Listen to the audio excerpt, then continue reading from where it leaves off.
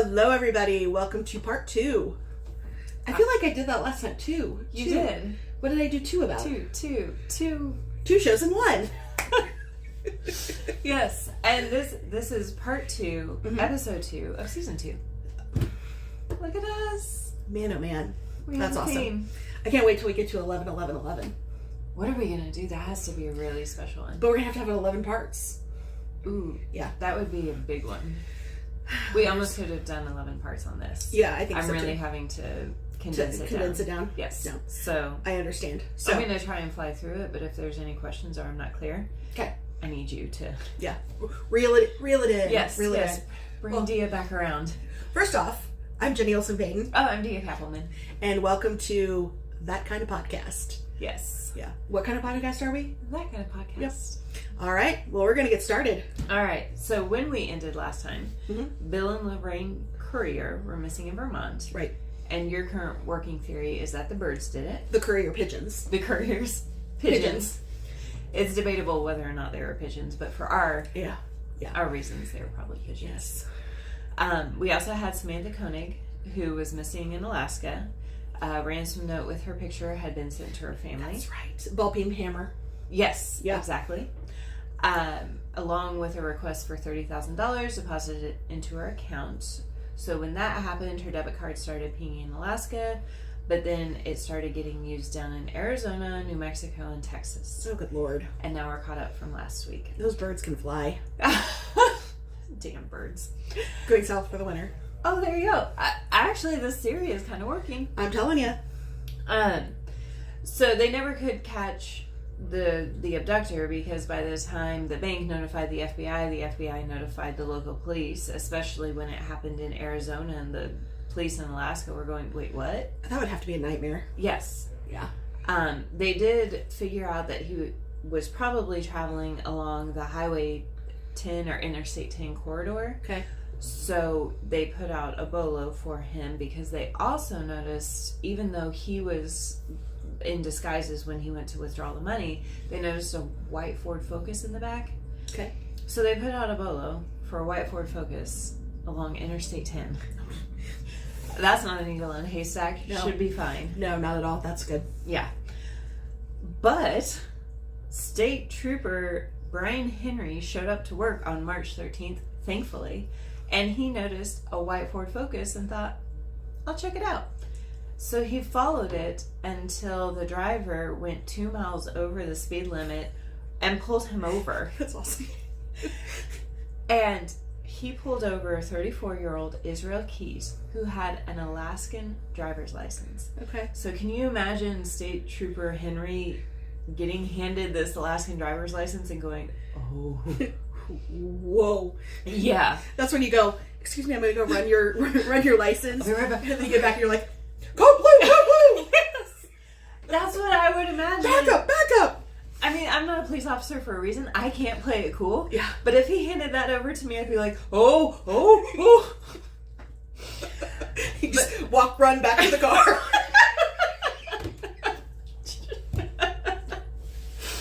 Yes. I want to see the dash cam footage.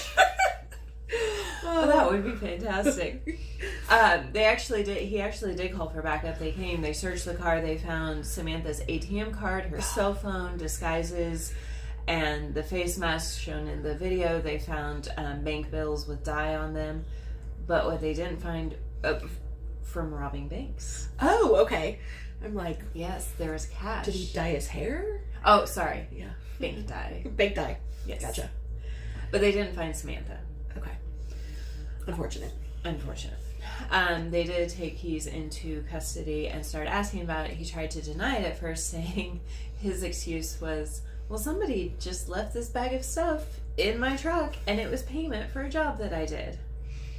And when the police said, no, try again, he actually started talking and explained in detail what had happened. Was it another look what I can do situation? Yes. Okay. A little less look what I can do and more, he said he was expecting this to happen and had accepted it. So he had, I guess it was more like, okay, he just knew it was coming. It had happened, yeah, and now he's ready. So with Samantha, he had abducted her from the coffee shop, bound her hands, took her out of the little standalone coffee shop, marched her across the parking lot. He'd actually seen a digital camera lying in the snow, went to go retrieve it because he wanted to sell it for money. Which I'm like, could you not focus on the task at hand? Hustle? Yes. Can we say this boy had hustle? Yeah. That's just the great. Okay. You're in the middle of abducting someone. You're like, ooh, but wait. Penny. Make point. Yes. While he did that, Samantha actually tried to escape, and Keys tackled her and brought her back under control again. This is on a Home Depot and IHOP parking lot. Poor thing. It was dark out, but it wasn't completely abandoned, and nobody saw anything. So he was able to get her into his car, drive off. He realized that she didn't have her phone. She had left it in the coffee stand, which was very inconvenient for him. I mean, if you're being abducted, did you not think to grab your phone? So they actually drove back. I'm calling douchebag. I mean, he's... Oh, in a big way. He went back to go get her phone with her. They got her phone. He sent that text... What? To the coffee stand, yes. Come on. Yes. Oh, for the love. Sent the text to the boyfriend from her saying that she would be away with friends and to tell her dad.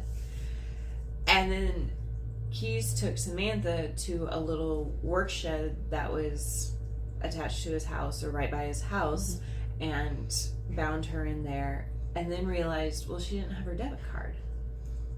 How can you have a ransom without the debit card? And Samantha informed him that her debit card was inside her boyfriend's truck. So Keys drove to their house, broke into the boyfriend's truck, and stole the debit card. And the really, really sad, creepy thing is the boyfriend actually witnessed this happen and tried to stop Keys, but Keys was too quick. And so he's having a horrible night because his girlfriend has gone missing, his truck is broken into, and he has no idea that they're related. Oh my gosh. So then once Keys had everything that he needed from Samantha, he ended up raping her and strangling her. There's more, but that's the We're gonna stick with short version of that. Yes. This was all that night. The very next day, he left for a cruise with his daughter and girlfriend. Okay, so I'm almost afraid to ask. In last week's episode, you mentioned that there was a picture with a paper that was of that day weeks later. Okay, just clarifying. Yes. Put a pin in that. What an asshat. Yeah, they left to go on a cruise. He spent some time with his mom. He came back. Because that's important. It is. Family is important. So 3 weeks later, when he came back, he retrieved Samantha's body, which was still locked in his work shed. And because it's Alaska in February and March, it was very cold and basically acted as a gigantic freezer. He sat her body up, sewed her eyes open to give the impression that she was still alive, took the picture of her and sent it to her family as the ransom photo that they received. So they found out later that that was the picture they saw. You know, there takes a certain amount of, I don't know. I think that right there should be like death penalty. Yes, Yeah. exactly. There's a certain amount of cruelty that takes that I don't think is ever going to be. No. You know. He sent a text from her phone to the family on where to pick up the package. So he was still using her phone even. Yeah. And from that, there's no rehabilitation from this. No. Yeah. No. And there are photos circulating online that are supposed to be her photo, but the FBI has stated that they've never actually released it. So they're saying they're all, which I was surprised because you see that a lot. Yeah. That's one of the big things you see, but the FBI says no, that's not. It's not the right one. No. Which thankfully that should be kept private. Absolutely. After he took that picture of her and sent the ransom information to the family, he dismembered her body, dropped her into a local lake, piece by piece because he could set up an ice fishing hut and nobody would think anything of it, and that was the best way to dispose of the body. I was gonna say because he wanted to go. I was going a different. He just wanted to go ice fishing while he was disposing of He the actually body. did. He actually did come back, and they cooked the fish that night and ate the dinner. But Remind me, he is alive. We'll get to that. Okay, Put a pin in that one too. put a pin in that one too. Police did search where he said that he went ice fishing at, and they were able to recover all of her remains. Oh, that's awesome. Well, yes. And in the whole scheme of things, that's really good because when you think about how many people aren't able to put their loved ones to rest, Yes. that's, I guess, one silver lining. I mean, there's nothing good about this case, but at least there's that. Well, if he's dead, that could be a good Okay, thing. two good things. So, this is what police know at this point. Okay. There's this random man, he just happened to kill someone. So he starts wheeling and dealing with them, saying, if I tell you everything, I want the death penalty and I want it within a year because I don't want my daughter going through all the hoopla of a trial. And the police are going, what are you talking about? But sure. It turns out he kept talking, and he wasn't just talking about Samantha's murder. It turns out this man who lived this small, quiet life in Alaska and he didn't have anything more than a DUI on his record. He turned out to be this serial killer that police didn't even know was active. Well, and then yet another victim in this entire thing. So far you've painted him as a family man that adored his daughter. Mm-hmm. What kind of legacy is this to leave for your child? And that's the thing. He was so concerned throughout this whole process about his daughter. He was, all his negotiations and everything were to save her from being pulled into the circus. And I'm like, but Samantha was a daughter. Yeah. She was 18 years old. Yep. But it kind of goes back to BTK and all of those, which, by the way, is funny because Israel Keys has no respect for BTK. Called him soft. Said It's like some prison beef. It is. Said BTK couldn't go out and do it. You can't kill your way out of a. That's what he said. He said he had to go the press experience because he couldn't kill people anymore, and It's the retirement plan for serial killers. The press circuit. But it kind of is what I'm getting a little soft. Better go on Maury. But he's right, because that's kind of what BTK did, was like, no, wait a second. Okay. But he was impressed that BTK could stop killing.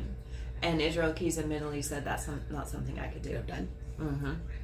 So, in talking to investigators, he opened up about more of who he was. He said, nobody really knows who I am in the depths of who I am. In the darkness of my soul. Pretty much. I'm seeing like a vigilante thing going on. Well, no, I wouldn't call him a vigilante.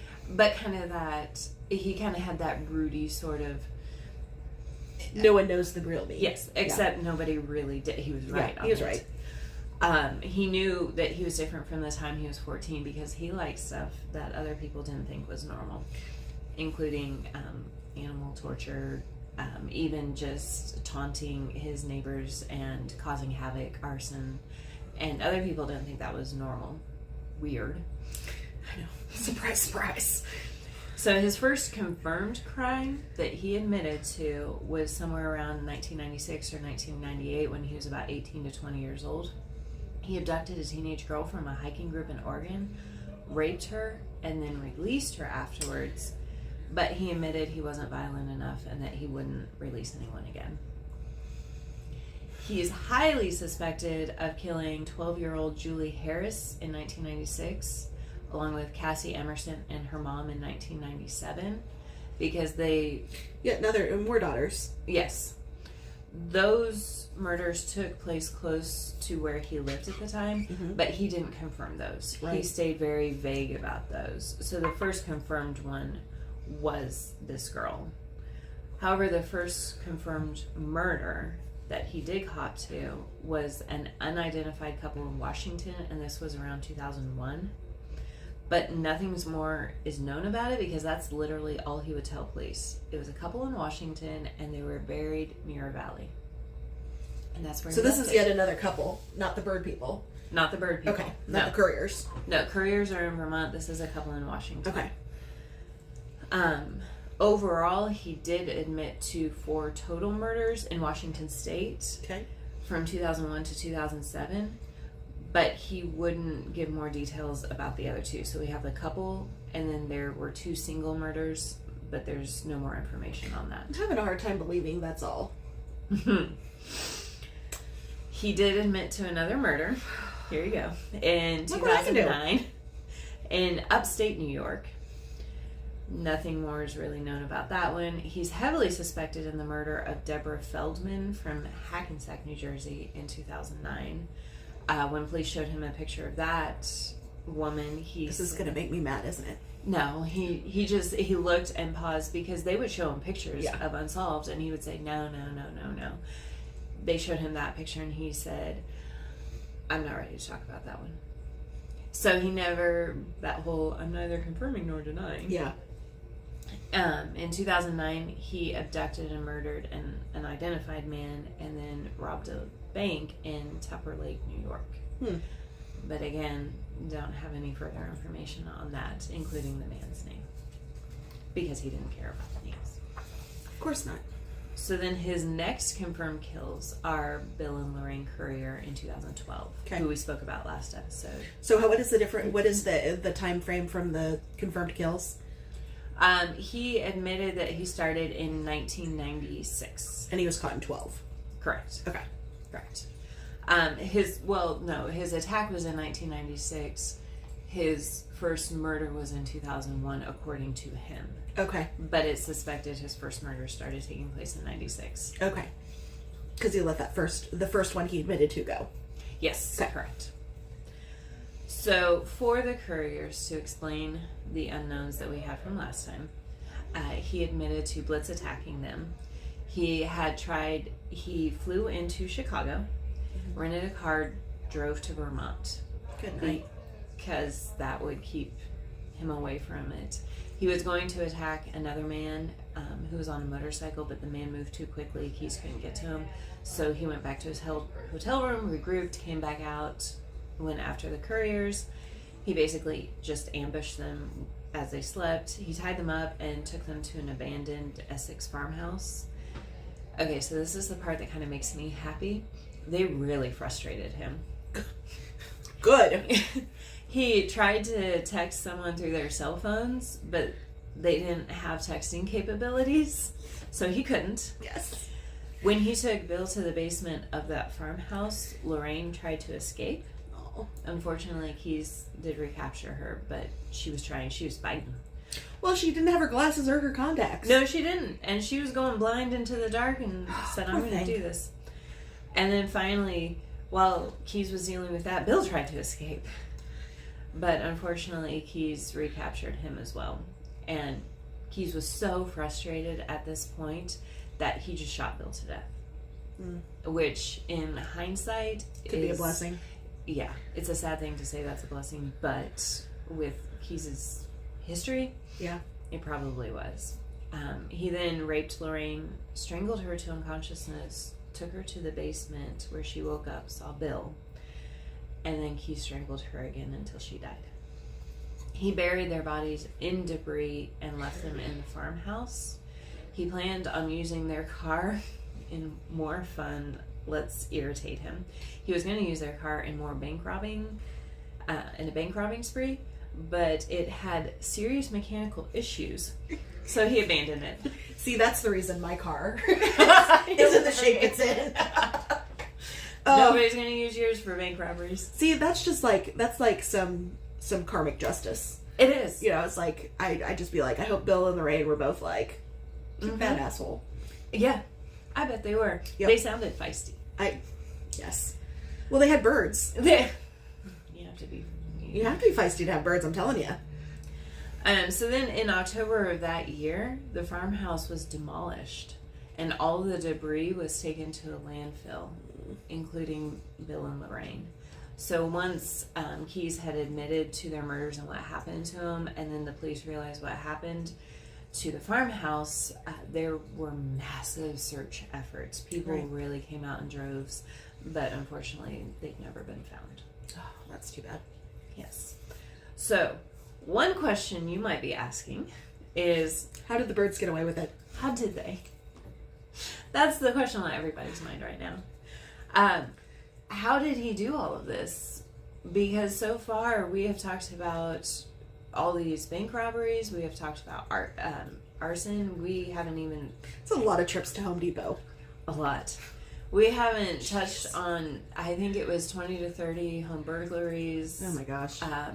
Because he had to finance all of this somehow. Of course. Banks just don't give you loans for things like that. They don't, actually, thankfully.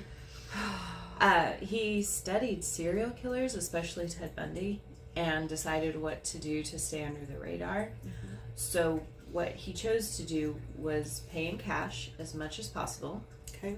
Obtained from the burglaries and bank robberies. Hopefully they don't have dye on them. Well, yeah. The last ones did, so I don't know how he worked on it. It's almost like he started getting sloppy. At the very end, he did. Yeah. You could see him devolving because he went on a bank robbing spree throughout that Interstate 10 and just started losing it. Even before that, he was really starting to lose it, and that's why one of the things he would never do was choose someone close to home or commit a crime close to home, but he did with Samantha. Right. He would go to the extent of flying into one state and drive to another. Like I said, for the couriers, he came into Illinois and went to Chicago, and that was very common. Wow. He would turn in rental cars with literally thousands of miles on them. You think that would be a red flag, but maybe not. Maybe not. I guess you drive them. Well, you drive them, Yeah, you never know what the person is doing, and you certainly are not going to be like, there's 2,500 miles on here. You kill someone? You just don't think that. Those people don't have murder podcasts. That's my first thought. But you couldn't track him, and that's why there's so many open cases. Right. Because, okay, he was in Chicago, but he could have gone anywhere around there. He never had a specific type of victim. Yeah. He would choose semi-remote areas like hiking trails where you'd expect to see someone and would be surprised at it, but it's not going to be heavily traveled. Right. So he stated that he might not get exactly what he's looking for, but there's also no witnesses. Right. His one type that he finally did cop to was someone lightweight, and he said that was for attraction and for ease of disposal, but he said, to quote, "That's not a deal killer." So, he also never had a specific method to his kills. He did prefer strangulation, but we do know that did vary some, and he would vary his disposal methods so that there could be nothing traced back to him. Right. And finally, what he is probably best well known for are his kill kits. He would take 5-gallon buckets, fill them with guns, silencers, usually homemade silencers, rope, cash, other items that he might need for killing. He'd then bury those buckets to dig up when he was ready to kill. So he was never carrying anything with him that could be traced back to somebody. So I wonder how many of those are still around. They don't know. Police don't know. Did he give any? He never gave any indication how many. That's weird. That's crazy. Gardening, you're sitting there like, Exactly.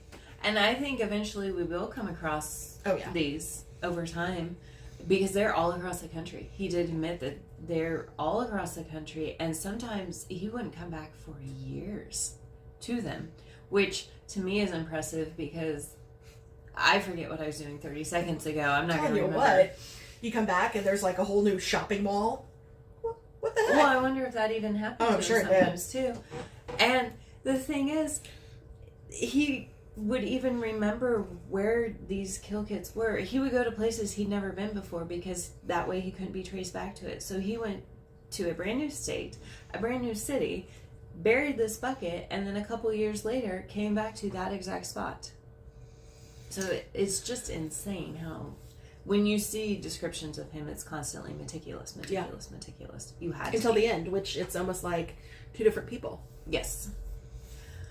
So throughout all of his confessions, throughout his interrogations, he willingly was open about, to an extent, about what had happened, which, again, we're talking bank robberies, home burglaries, arson, and then the few murders that he copped to.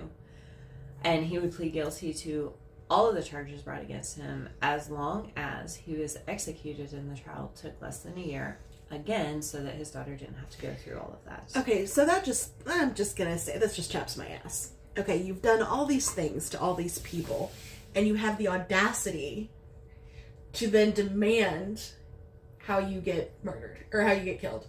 But he could. Because he had all the information. And because he was so methodical and meticulous in making sure he wasn't caught, police couldn't track cases back to him. I would still hope that we have, like, you know, if I was a lawyer and I read all that, I'd be like, oh, dang, we're wrapped up in appeals. Well, that's the thing, is he would only give these terms if he would only give the information if those terms were met. And his deal was, I will give you all of the information. He kind of played a cat and mouse game and would reveal a little bit of information, but not a lot, to police officers, to detectives. But he would reveal everything basically right before he was murdered. No, that's not the right word. Murder, yeah, I know. That's right before he was put to death. Like the day before, he'd be like, okay, here's a list of their names, here's a list of the locations, all of that. So I don't know why the switch isn't working.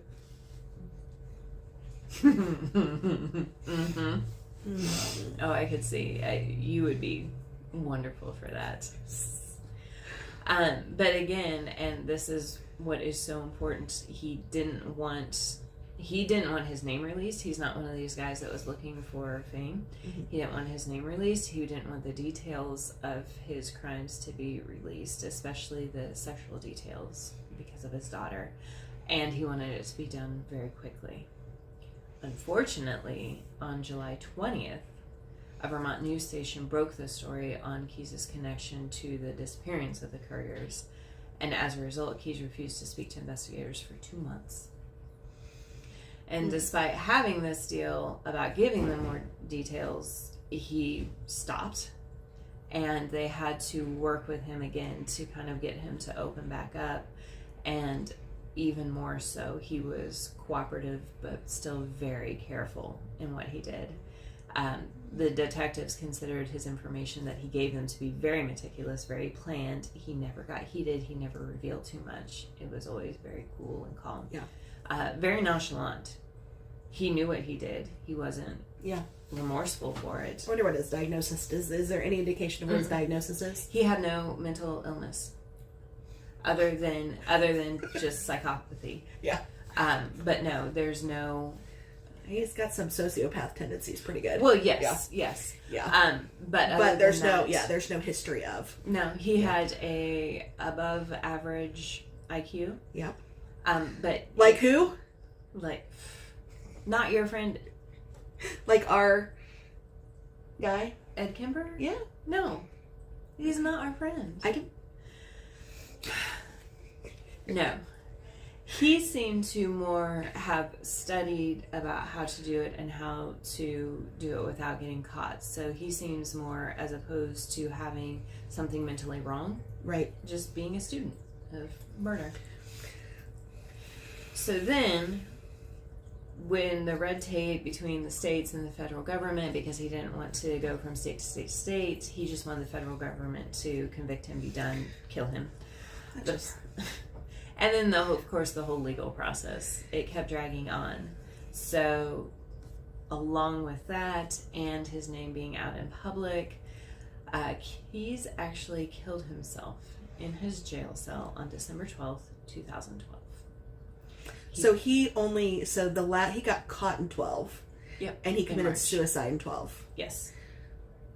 because it was taking too long, because they had announced his name.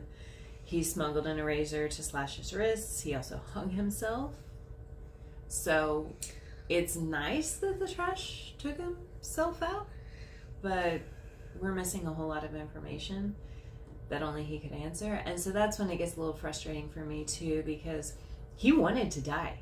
Yeah. He was saying, I'll plead guilty, I'll tell you everything, just kill me quick. That's all we had to do. Yeah. Why didn't we do that? I have a fundamental problem of all these people's lives that he took. Not only just the victims, but their families. Mm-hmm. He taunted this poor girl's family, and yet he called the shots all the way. All the way. Can I name this Israel Keys massive AssHat? Sure. Okay. Is that how we want to refer to him? Yes. Okay. Yes. And yet couldn't control, was so concerned about his daughter he couldn't control himself. Correct. Okay. And not only do you have all the victims' family, the whole spider web of people that he affected.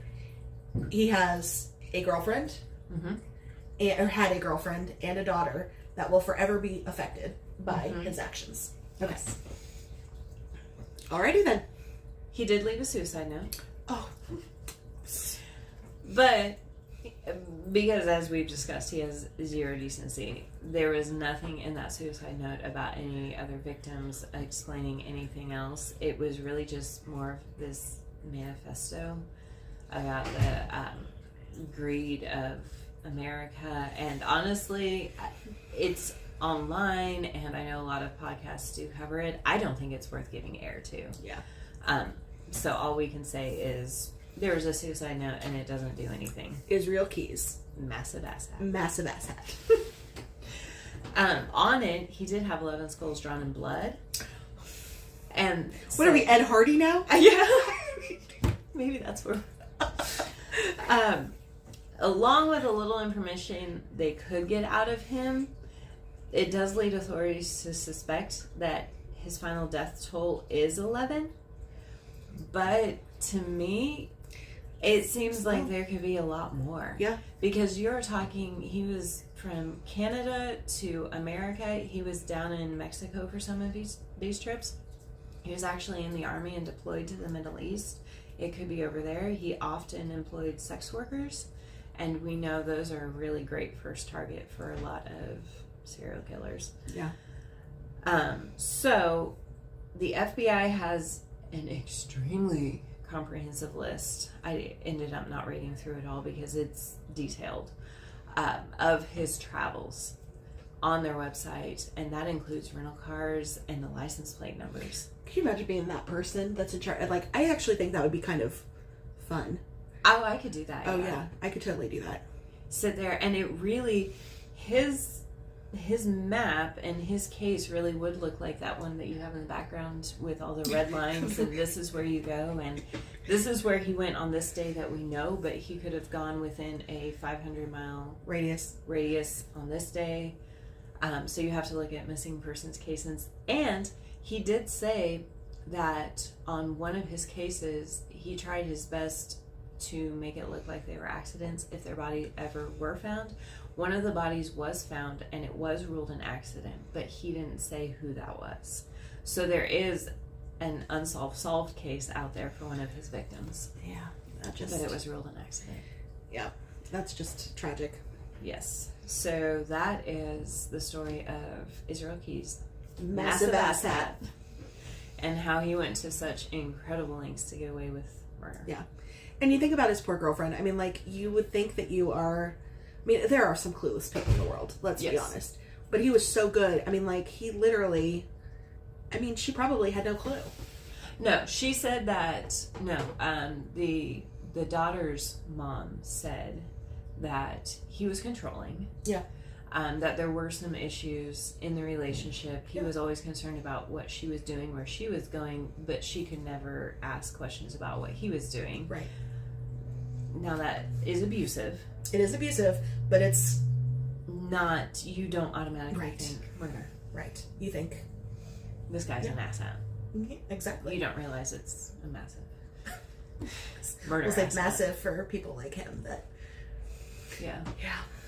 That's the whole thing is unfortunate, and like I said, the fact that he got away with so much and so much destruction, and then got his way in the end, and that's just, and didn't even have to deal with the consequences of having to have, I guess maybe he did the world a favor, but But I mean, let him do that afterwards. It's still frustrating to me. Yes, you're letting him call the shots, but he has all the information for these other. We know about Samantha Koenig, and we know about the couriers. Okay, even if it's just 11 that he killed, there are 8 other families. 100%. Let him call the shots. And the couriers have never been found. Yes. Yeah. Call the shots, Let him call the shots. He wants it to be done in a year. Dude, get it done in a month. Yep. Say, we'll kill you next week. Let's go. Yep. Tell us. Yeah. Do that, and I'm all about legal loopholes. This is why we're not lawyers. This is very true. He said he wanted to die? Okay. And he did have a defense attorney, and I mean, I don't even know how you would do that job, because I gotta be honest, they present that to me, and I think I'd have the exact same response. Cool, he wants to die? All right. Okay. So I'm supposed to defend? Yeah, okay. Yeah, that takes a special kind. Takes a special kind. Mm-hmm. Somebody that loves arguing for the sake of arguing. There you go. Must be a teenager. That's what I was gonna say. Yeah, must be a teenager. So... Well, thank you. That was a very good 2-parter. So next week we're going to be, I guess it's going to be me, and I need to decide which one I'm going to do. I have a couple that I've been thinking about. So if you guys have a case that you want us to cover, the last 2 episodes, so episode 12 and 13, are going to be another 2-parter. So it's going to be kind of a bigger of this season. It's going to be a kind of a bigger case that we won't, cover in one sitting. So maybe give us some ideas. So you can reach us at that podcast. That kind of podcast. Gosh darn it. That kind of podcast at gmail.com. Thanks so much. Have a good day, guys. See you later.